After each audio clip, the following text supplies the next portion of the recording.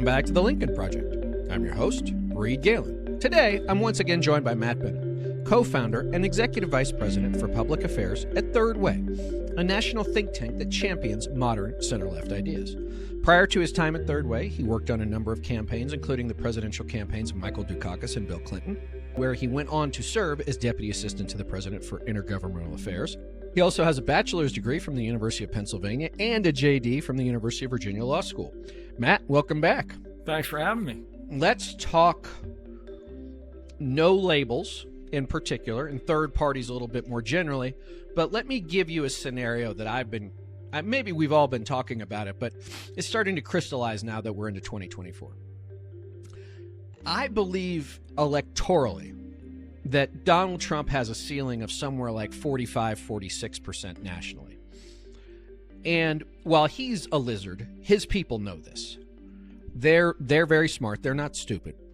And so it seems awfully convenient that you have no labels, you have RFK Jr., you have Jill Stein, you have Cornel West, you have Joe Manchin lurking about out there, because these are the exact types of people that will theoretically hurt Joe Biden in a general election matchup.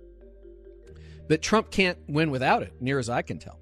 I think that's exactly right. The reason that I spend pretty much every waking moment fighting against these third-party candidates is for that exact scenario that you just laid out. I think in a head-to-head race, by the time we get to November, when $1 billion spent by the Biden team and its allies will have reminded America who Donald Trump is and what he represents, I think a head-to-head race means Joe Biden wins. There could be a lot of grudging support for Joe Biden, but frankly, I don't care why someone votes for Joe Biden as long as they do. I don't care how enthusiastic they are. We don't need a parade on the way to the polls. All we need is people voting for Biden. And if they have to prevent a Trump presidency, I think they will.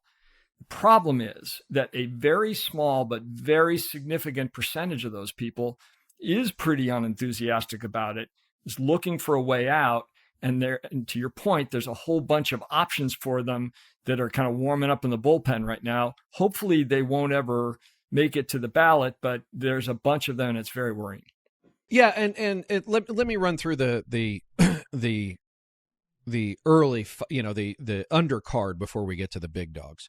Cornel West was originally going to be on the Green Party line, or he was going to, but then he realized there was actual work involved in that. So he decided he didn't want to do that. And, he's out there and he's got some very extreme views on many things. But, there's a concern that I've heard, Matt, that, he could appeal to a certain segment of African-American commuters and, African-American voters in the Democratic constituency.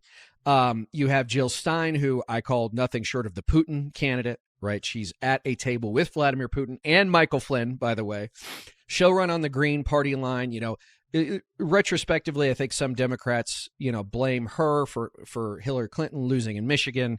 We could have that argument another day. The point is that she's out there lurking about.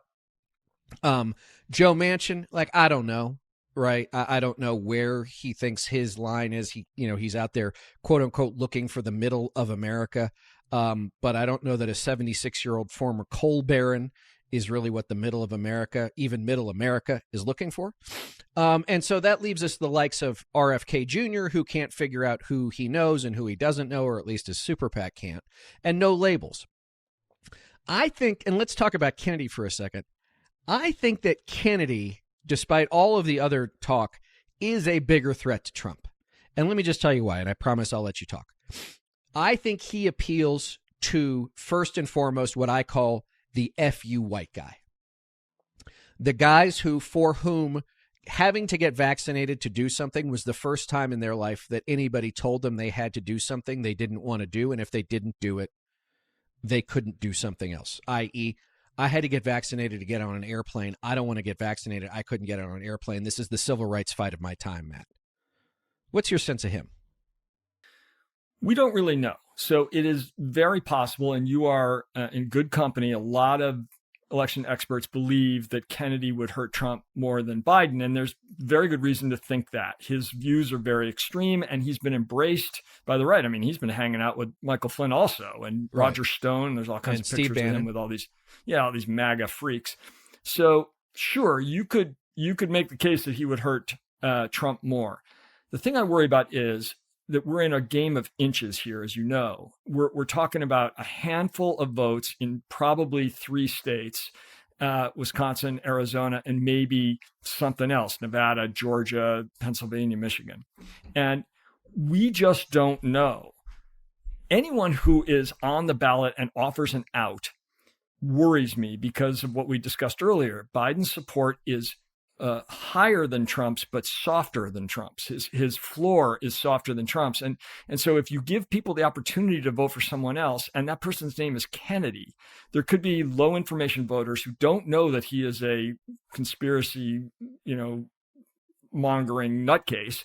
And all they know is his name is Robert F. Kennedy Jr., and they will find that attractive. So I just worry that I just rather not have him, even if in the aggregate, he hurts Trump more. Yeah. And, it's like I was helping my daughter with her math, her 7th grade math, which is about the limit of my math, Matt, with all the different variables, right? And you have to get the variables. You want to reduce the number of variables and get them by themselves. And like, that's how I see this is like variables are good for Trump. Constants are bad for Trump. And who's more variable than him anyway. So let's talk about no labels. So let's go back. You and I talked last year, maybe a couple of times on the air, but about a year ago, the no labels people were really mad at us here at the Lincoln Project, Matt, because we said that there are 18 Republican members of the U.S. House who live in districts that Joe Biden won in 2020. And we said, if you don't get right on the debt ceiling, right, then we're going to come after you. And this sent, no labels had kittens about this. We got angry phone calls from everybody, donors, political types.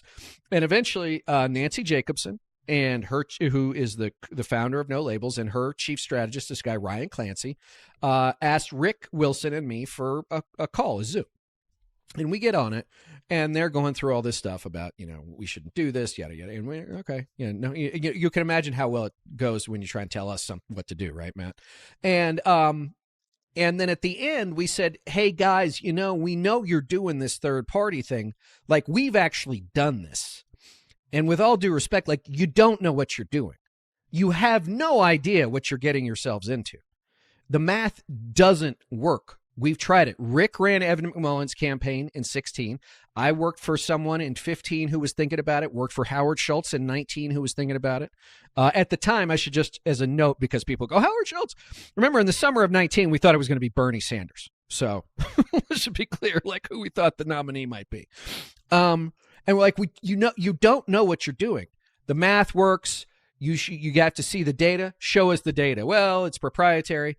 And Matt, everything that we told them would happen in the span of 10 or 15 minutes on that call over the course of not quite a year has happened, which is, I don't know how much of the $70 million they said they were going to raise, A, they've raised, or B, they've spent. But now, they went from, and I tried to explain this to one of their donors who I have an email relationship with, which is, if you took this from a business perspective, which was 18 months ago, give us $70 million, we're going to completely revolutionize American politics by electing a true unity centrist ticket. And 18 months hence, you're behind on every measure of success. And now you're saying maybe we'll make it a quote unquote contingent election, which would send it to the United States House of Representatives, Congress, I should say, which votes for president by delegation, not by member, right? Which at this point would send it to Trump.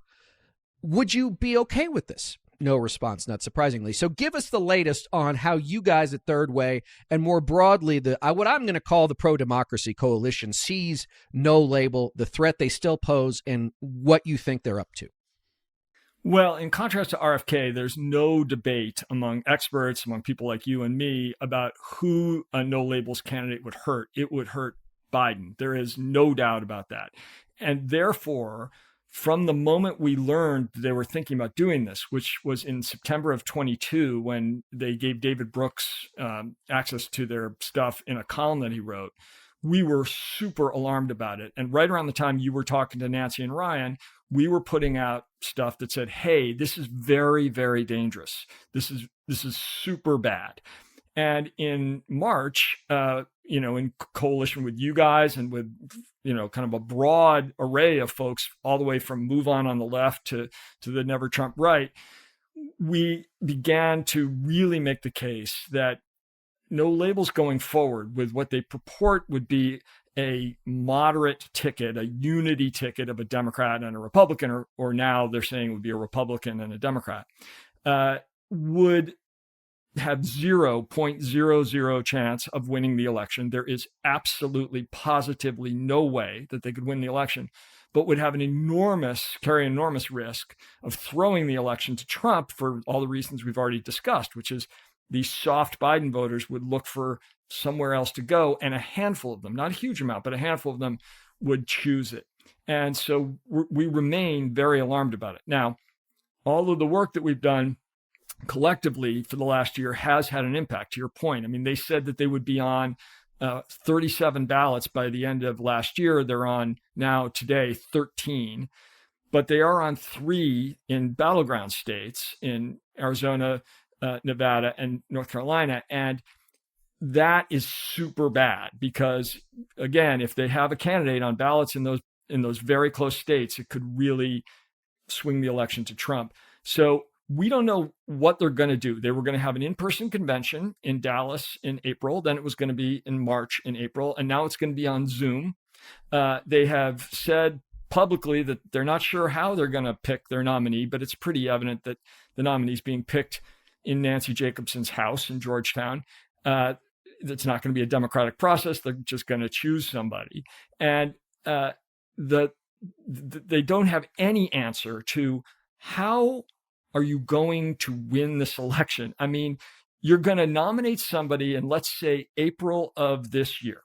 They will begin their campaign with $0, zero hard money dollars. They will be competing against 2 presidents, each of whom have $1 billion or so. And they will start with basically no name ID. It's going to be some, retired governor. So there's no way for them to compete. There's no way for them to win, but they definitely could draw votes in ways that are very harmful. So we are continuing our efforts, all of us, to convince them that this is hopeless, that if they go forward, they are likely to be a spoiler that will help Trump win. Our hope is that cooler heads will prevail, that they will not nominate someone.